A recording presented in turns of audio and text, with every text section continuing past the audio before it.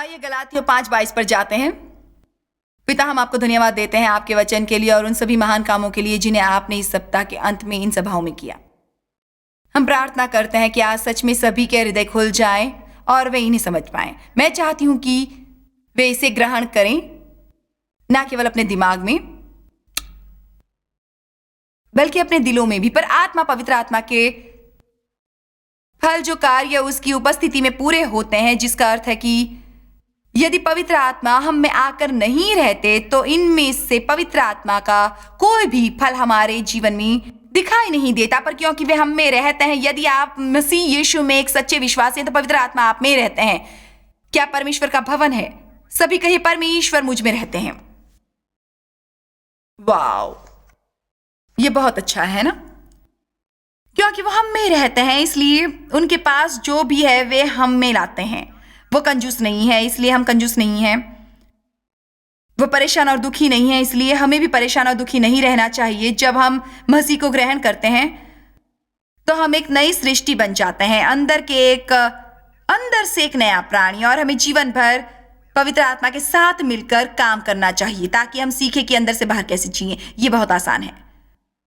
पर आत्मा के फल जो कार्य उसकी उपस्थिति से पूरे होते हैं, प्रेम, आनंद, प्रसन्नता, शांति, धीरज, शांत स्वभाव, सहनशीलता, दया, कृपा, भलाई, विश्वास योग्यता, नम्रता, विनय, दीनता और आत्मसंयम है। तो आप क्या सोचते हैं कि आज मैं क्या सिखाने वाली हूं? आत्मसंयम। कल मैं कार में एक लड़की के साथ थी और क्या आप जानते हैं कि वो एक अनुशासित लड़की नहीं थी, लेकिन हमारी मानसिक सोच कुछ अलग है। आत्मसंयम के बारे में हमें आत्मसंयम के बारे में लगता है कि हम वो चीज कभी नहीं कर सकेंगे जो हम करना चाहते, परंतु ये सच नहीं है।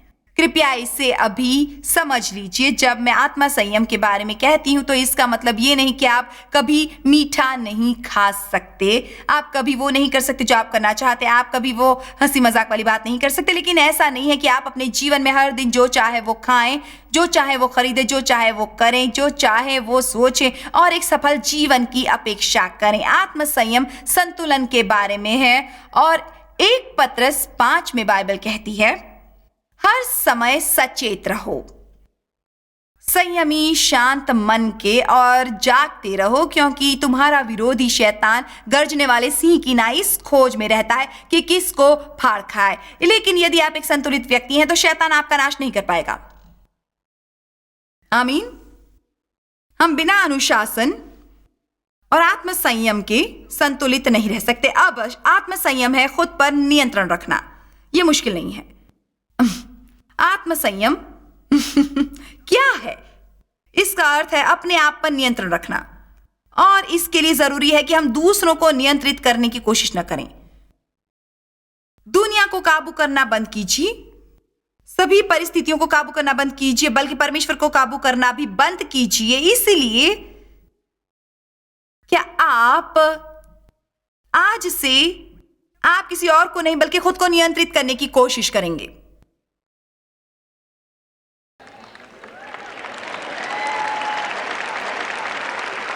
अब जाहिर है कि आपको अपने बच्चों को, मन को और ऐसी चीजों को तैयार करना होगा। मैं इसके बारे में नहीं कह रही, लेकिन हम बहुत सारा समय बिताते हैं उन बातों को सही करने की कोशिश में जो क्रोधित करती हैं, जबकि परमेश्वर ने हमें सच में तैयार कर दिया है ताकि इनमें से कोई भी चीज हमें परेशान न कर सके। मेरा मतलब है कि एक निरंतर कार्य जो थका देने वाला और मुश्किल है, आप में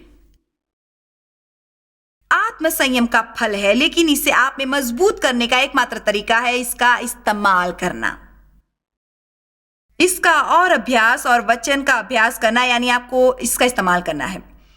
आपके शरीर में मांसपेशियां हैं और इसे आप जानते तक नहीं, क्योंकि ये छिपी हुई हैं, सच में छिपी हुई हैं।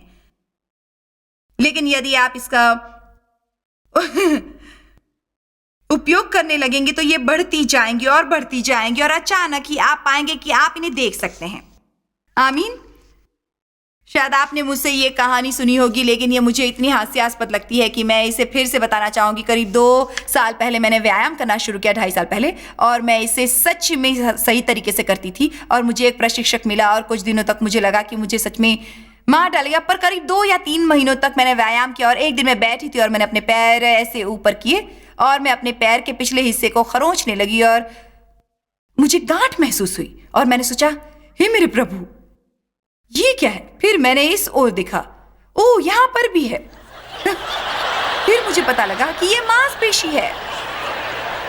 मैं इतनी उत्साहित हो गई, मैंने अपने बच्चों को फोन किया। मैं दूसरे शहर में थी, मैंने उन्हें फोन किया, मैंने कहा मैंने अपनी मांसपेशियों को महसूस किया है। वेल, देखो यहाँ ये है, पवित्र आत्मा के फल बिल्कुल उसी तरह होते हैं। यदि आप इसका इस्तेमाल नहीं करेंगे तो आप इसे नहीं देख पाएंगे। आमीन।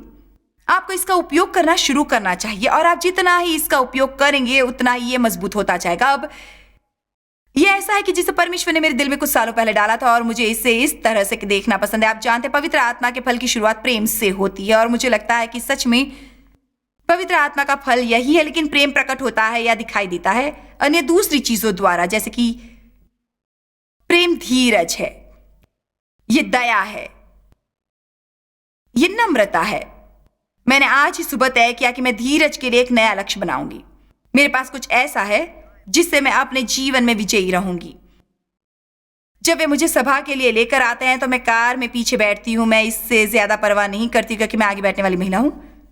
लेकिन जब मैं कार के पीछे की सीट पर बैठती हूँ और जब हम अपनी छोटी सी जगह में आकर पार्क करते हैं तो मैं कार से बाहर आना चाहती हूँ, पर नहीं आ पाती क्योंकि उन्होंने कार के दरवाजे बंद कर रखे हैं, आप जानते हैं। और मेरा लक्ष्य है धैर्य से बैठे रहना और इंतजार करना जब तक कि दरवाजा खुल न जाए और मैं बाहर आ सकूं, क्योंकि अक्सर मैं बाहर आने की कोशिश करती हूं और क्या आपके साथ कभी ऐसा हुआ है कि वे इसे खोलने की कोशिश कर रहे हैं और आप बाहर आने की कोशिश कर रहे हैं और फिर ये अपने आप ही दोबारा बंद हो जाता है और जैसे ही मैं इसे खोलती हूँ, मैंने खोला, ठीक है मैं बाहर नहीं आ सकी, इसलिए इसे फिर से खोलती हूँ, दरवाजा खोला, ठीक है मैंने खोला, ठीक है मैं बाहर नहीं आ सकी। तो आज सुबह मैंने सोचा कि अब से मैं वो नहीं करूंगी जो सालों से करती आ रही हूँ। मैं बैठूंगी धीरज से और इंतजार करूंगी दरवाजे के खोलने का। हम सबका लक्ष्य यही होना चाहिए और मैं सोचती हूँ कि आप यहाँ से जाते समय इसमें से हर एक फल के साथ जाएं। आप में से कितने लोगों को लगता है कि आपको कुछ क्षेत्र में धैर्य की जरूरत है? हम सभी के पास अपने छोटे बटन हैं और इनमें से दूसरे फल हैं। ये फल अद्भुत है, आनंद, शांति, धीरज, भलाई, दया, विश्वास, योग्यता, और ये सभी प्रेम के द्वारा बाहर आते हैं, लेकिन ये शांति में बने रहते हैं आत्मसंयम के द्वारा। यदि मुझ में कोई आत्मसंयम नहीं होगा तो मेरे लिए किसी दिन इस तरह की महिला बनना असंभव हो जाएगा। मुझे जब पता चला कि मैं बिस्तर पर से गलत दिशा में उठी और मुझे अपना रास्ता नहीं मिला तो मेरे लिए आनंदित होना असंभव हो जाएगा, क्योंकि मुझ में कोई आत्मसंयम नहीं था। इसलिए हमें सीखना होगा कि यदि हम आत्मसंयम न रखें तो सभी चीजें ढह जाएगी और सभी जगह बिखर जाएगी और बहुत गड़बड़ी हो जाएगी। इसलिए आत्मसंयम बहुत ही महत्वपूर्ण है, बहुत ही। क्या कोई आमीन कहेगा? आमीन। आत्मसंयम एक ऐसा फल है जो परीक्षा से ही विकसित होता है। यदि ऐसा कभी न हो जिसे आप नहीं चाहते तो आपको आत्मसंयम की जरूरत नहीं है। तो अच्छी बात यह है कि जब कभी ऐसा हो जो आप नहीं चाहते तो आप उसी समय कहो, परमेश्वर मुझे आत्मसंयम का अभ्यास करना चाहिए। तो आइए अभ्यास करें और कहें, अच्छा हुआ, मुझे आत्मसंयम का अभ्यास करना चाहिए। यह हमें कभी नहीं बन पाएगा जब तक कि हम इसे समझ न लें। अब मुझे सुनिए, ये तब तक विकसित नहीं होगा जब तक आप किसी ऐसी परिस्थिति में न पड़े जहां पर आपको इसका इस्तेमाल करना पड़े। मेरा मतलब है ऐसी चीजें जिन्हें आप पसंद नहीं करते और इन्हें किसी भी तरह से नहीं पा सकते और आप इसके लिए प्रार्थना नहीं कर सकते, या कोई भी व्यक्ति आप पर हाथ रखकर प्रार्थना करके इसे नहीं दे सकता। आप इसे पढ़कर नहीं पा सकते।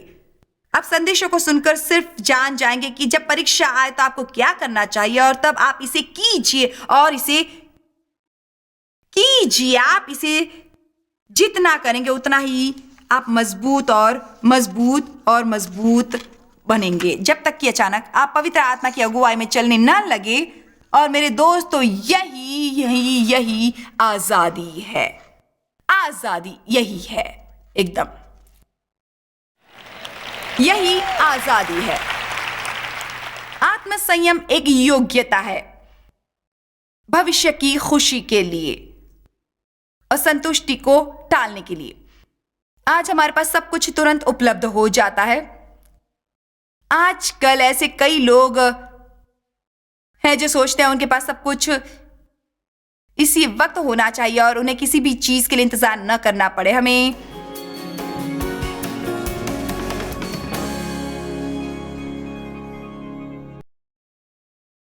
इस बात का ध्यान रखना होगा कि हम आत्मसंयम से कार्य करने की इच्छुक हों। रोमियो 5:18। इसलिए जैसे एक व्यक्ति का अपराध करना, उस मनुष्य का गलती करना और उसका गिरना सब मनुष्यों के लिए दंड की आज्ञा का कारण हुआ, आदम का पाप हर एक मनुष्य पर पड़ा जो उसके बाद पैदा हुआ। जब आदम ने पाप किया तब उसके बाद हम सब ने पाप की प्रवृत्ति के साथ जन्म लिया। इसलिए जैसे एक व्यक्ति का अपराध यानी एक मनुष्य की गलती करना और गिर जाना सब मनुष्य के लिए दंड की आज्ञा का कारण हुआ, वैसे ही धर्म का काम सब मनुष्य के लिए परमेश्वर के सामने सही बनने और मुक्ति पाने और जीवन के निमित्त ठहराए जाने, अगुवाई करने का कारण हुआ। और फिर ये एक व्यक्ति की अवज्ञा के बारे में कहते हैं, पाप एक मनुष्य की अवज्ञा के कारण आया और धार्मिकता आई। मैं इसे आपको थोड़ा अलग तरीके से बताना चाहूंगी। किसी एक व्यक्ति के आत्मसंयम न रखने के कारण सारी मानव जाति पर पाप आया। जब हव्वा ने शैतान की सुनी और उसने उस फल की ओर देखा कि ये अच्छा है और कहा, आहा, यदि मैं इसे खा लूं तो मैं वो सब जान सकूंगी जो परमेश्वर जानते। वो अच्छी तरह से जानती थी और ऐसा नहीं था कि उसे पता नहीं था, लेकिन उसने स्वयं पर काबू नहीं रखा। और आदम को भी पता था लेकिन उसने भी स्वयं पर काबू नहीं रखा। दूसरी तरफ यीशु के आत्मसंयम के कारण उस नियंत्रण के बारे में सोचिए जो उन्हें गतसमने के बगीचे में रखना पड़ा। उस नियंत्रण के बारे में सोचिए जिसे उन्हें कार्य में लाना पड़ा। बल्कि जब वे मानव रूप में पृथ्वी पर थे तब भी जब लोगों ने उनके साथ बुरा व्यवहार किया था, तो क्या हमें लगता है कि उन्हें सच में कुछ महसूस नहीं हुआ होगा? लेकिन उन्होंने उन बातों को अपने खुद पर हावी नहीं होने दिया। उन्होंने कहा, मैं पिता को जो करते हुए देखता हूं वही मैं करता हूं। मैं पिता को जो कहते हुए सुनता हूं वही मैं कहता हूं। अब मैं चाहती हूं कि आप मेरी सुनिए। आपको जरा भी अंदाजा नहीं है कि आपका जीवन और दूसरों का जीवन किस तरह सकारात्मक रूप से प्रभावित हो सकता है यदि आप आज ये निर्णय लें कि आज के बाद आप एक पराजित व्यक्ति नहीं होंगे। अब मैं चाहती हूं कि आप 1 मिनट के लिए मेरी सुने। आप जानते हैं कुछ ऐसी बातें हैं जो हम कभी नहीं करते। मैं कल्पना नहीं कर सकती कि आप यहां से जाने के बाद स्थानीय गैस स्टेशन को लूटेंगे, लेकिन कुछ ऐसे पाप हैं जो स्वीकारने योग्य पाप हैं। कुछ ऐसे पाप है जिन्हें अपनाया गया है और ये मसीह की देह में हमें बहुत ही दुखी करता है, पर सच में हम इसे समझ नहीं पाते। घमंड एक अच्छा उदाहरण है और व्यर्थ बातचीत करने की आदत को हमने अपना लिया है।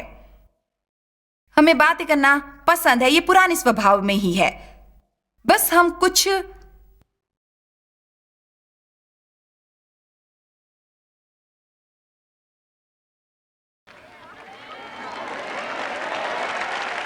बताना चाहते हैं। हम चाहते हैं कि लोग जाने कि हमें कुछ पता है।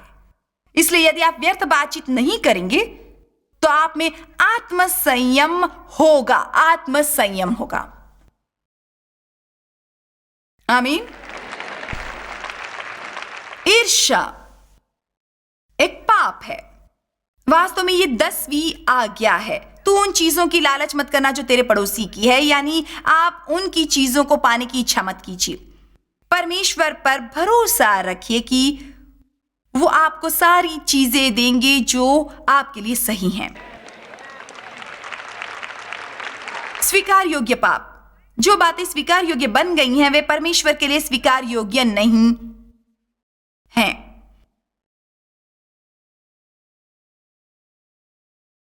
आत्मसंयम एक अद्भुत बात है, एक अद्भुत मित्र। यदि खुद को काबू में रखने की हमारी योग्यता नहीं होती तो हम इससे भी बुरी गड़बड़ी बनकर रह जाते। ऐसा कभी मत सोचिए मुझ में आत्मसंयम नहीं है, ऐसा कभी मत कहिए, बल्कि ऐसा कहिए मुझ में आत्मसंयम है और मैं इसका उपयोग करना सीख रहा हूं। और जब कोई खुद को आत्मसंयमी बताए तो उसका मजाक मत उड़ाइए, जैसे कि ओ तुम्हें पता है कि ये क्या है। नहीं, जब आप आत्मसंयम के बारे में सुने तो कहिए ओ अच्छा है, हाँ लगे रहो, मैं वो सब सुनना चाहता हूं जो सुन सकूं। प्रेरित 24:25। अब याद रखिए कि आत्मसंयम का मतलब यह नहीं कि आप ऐसी चीजें कभी नहीं कर सकते जिन्हें आप करना चाहते हैं। इसका मतलब सिर्फ यह है कि आप जीवन के हर दिन उन चीजों को नहीं कर सकते। आत्मसंयम के बारे में यह मेरा पसंदीदा वचन है क्योंकि यह हमें दिखाता है कि हम क्या हैं। पौलुस फेलिक्स नामक व्यक्ति से कह रहे थे, वचन 24 कहता है, कितने दिनों के बाद फेलिक्स अपनी पत्नी द्रुसिल्ला को, जो यहूदिनी थी, साथ लेकर आया और पौलुस को बुलवाकर उस विश्वास के विषय में जो मसीह यीशु पर है उसने सुना, बातचीत की। और जब वो जीवन की पवित्रता और संयम, अभिलाषाओं पर नियंत्रण रखने तथा आने वाले न्याय पर चर्चा करता रहा तो वो डर गया और उसने चौकन्ना होकर कहा, अभी तू जा, अवसर पाकर मैं तुझे बुलाऊंगा। ये बिल्कुल सही है। जब तक पौलुस उससे विश्वास के बारे में बात कर रहे थे तब तक उसे कोई परेशानी नहीं थी, लेकिन जैसे ही उन्होंने जीवन की पवित्रता और उसके जीवन से पाप को बाहर निकालने और उसकी लालसाओं और ईमानदारी के बारे में बोलना शुरू किया तो फेलिक्स ने सोचा, ओह, उपवास करना तो बहुत कठिन है। मुझे आश्चर्य होता है कि कितने सारे लोग नास्तिक नहीं होते जो वे होने का दावा करते हैं। अगर उन्होंने सोचा होता कि वे परमेश्वर की सेवा कर सकते हैं और वे करते हैं जो वे करना चाहते हैं। मुझे दुख होता है और मैं कुछ कठोर शब्दों का इस्तेमाल करती हूं, मैं सोच भी नहीं सकती।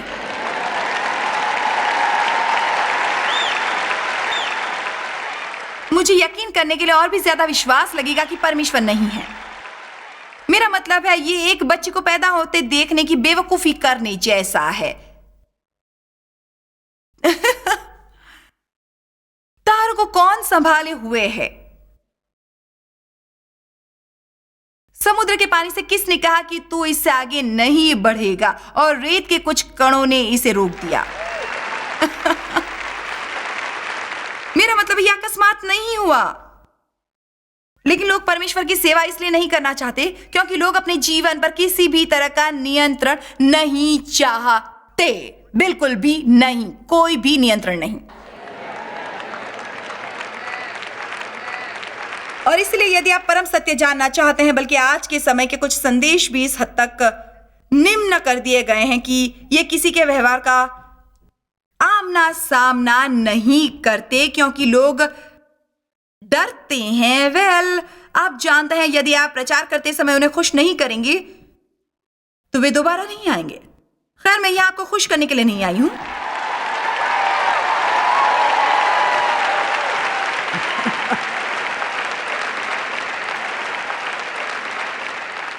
यदि आप उन बातों को सुने जिसका मैं प्रचार करती हूं कि परमेश्वर में कैसे बढ़ें, हाँ ये थोड़ा कठिन होगा लेकिन आप बाद में सच में खुश हो जाएंगे।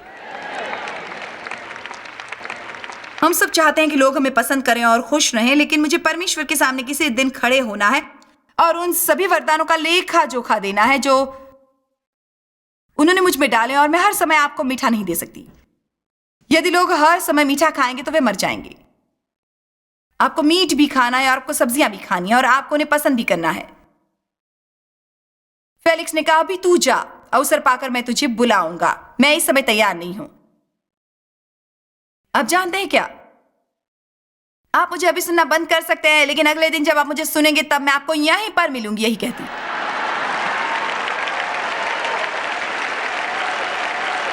मुझे क्षमा कीजिए, परमेश्वर ने मुझे मीठा खिलाने की सेवकाई नहीं दी है। काश उन्होंने ऐसा किया होता। मैं सोचा करती थी कि मैं किसी शहर में जाकर हर एक को उत्साहित क्यों नहीं करती और फिर शायद 50 या 60 लोगों पर भविष्यवाणी करके घर क्यों नहीं चली जाती। प्रोत्साहित करने का एक समय होता है, ऊंचा उठाने का एक समय होता है, लेकिन डांटने और सही करने का भी एक समय होता है। इसलिए मैं आपको कुछ बताना चाहूंगी। मैं बस आपसे कहती हूँ, शायद मेरे जीवन में पहले से ही इतनी परेशानी है कि इससे और भी ज्यादा बढ़ जाए तो मुझे कोई फर्क नहीं पड़ता। आप जानते हैं, ईमानदारी से यदि आप किसी ऐसे चर्च में जा रहे हैं जहां वे लोग ऐसा कभी नहीं कहते जो आपको कुर्सी पर से हिला दे, तो शायद आपको दोबारा सोचने की जरूरत है।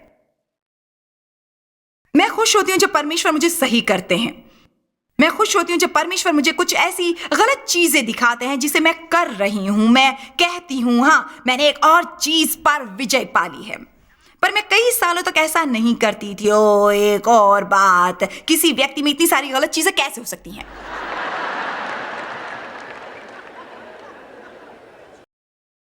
आमीन। 2 पतरस 1:5 इसके कुछ वचन पहले यह बताता है कि परमेश्वर ने हमें किस तरह वो सब कुछ दिया जिनकी जरूरत हमें फलदायी और सफल जीवन जीने के लिए है। हमें ये वायदे दिए गए हैं, लेकिन आप सफल जीवन नहीं जी पाएंगे जो सिर्फ वायदों पर आधारित हो। इसमें आपको कुछ और भी मिलता है। इसलिए वचन 5 कहता है, और इसी कारण तुम सब प्रकार के यत्न करके देखिए, इस सप्ताह के अंत में आप परिश्रमी रहे हैं।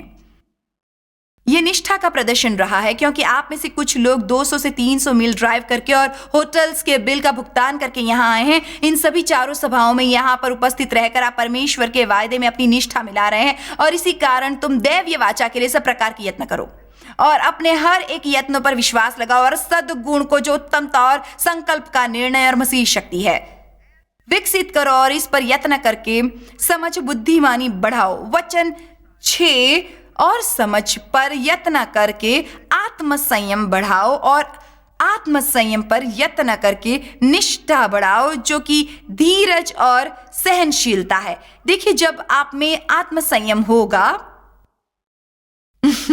और जब आप किसी चीज का इंतजार कर रहे होंगे जिसे आप इसी वक्त चाहते हैं, तब आप असभ्यता से उस अविश्वासी की तरह नहीं करेंगे जिसे वचन का ज्ञान नहीं है। इसलिए नहीं कि आप ऐसा नहीं सोचते, बल्कि इसलिए कि आप में आत्मसंयम है और आप निष्ठा पर यत्न करके भक्ति बढ़ाइए और भक्ति पर यत्न करके भाईचारे की प्रीति बढ़ाइए, और अंत में भाईचारे पर यत्न करके आप परमेश्वर की इच्छा जान पाएंगे, जो कि मसीही प्रेम है। हम सच में एक दूसरे से कैसे प्रेम कर पाएंगे, जो कि सिर्फ बातें करने से कहीं ज्यादा है, तब हम आत्मसंयम की भूमिका नहीं समझ पाएंगे जो हमारे जीवनों में कार्य कर रही है।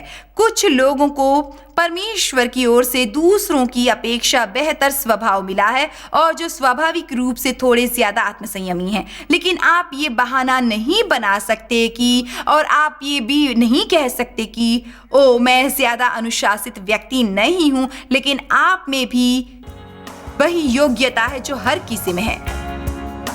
आपको बस इस पर यत्न करना है। हमें अवश्य ही उन शब्दों पर नियंत्रण रखना है जो हमारे मुंह से बाहर निकलते हैं। इसके अलावा हमारे जीवन में और भी कई बातें हैं। हो सकता है आत्मसंयम अध्ययन के लिए सबसे ज्यादा महत्वपूर्ण विषय न हो, लेकिन यह सबसे महत्वपूर्ण विषयों में से एक है। इसके कारण आपके जीवन में सभी चीजें संतुलित रहती हैं, और बाइबल हमें कहती है कि यह हमारे खुद की भलाई के लिए है। नीति वचन 25-28 कहता है, मैं आत्मसंयम से कार्य करता हूं और अपनी आत्मा को बेलगाम होने नहीं देता। मैं ऐसा शहर बनने से इनकार करता हूं जिसकी शहर पनाह तोड़ दी गई हो। आत्मसंयम और अनुशासन मेरे जीवन में सुरक्षा लाते हैं। मुझे ये पसंद है।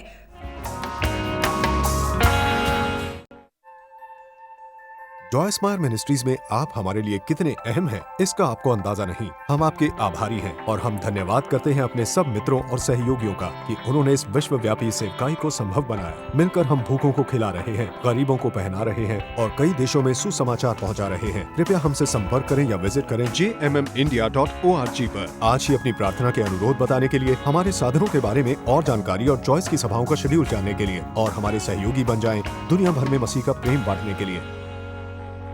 ये कार्यक्रम जॉय स्माइल मिनिस्ट्री के मित्रों और पार्टनर्स द्वारा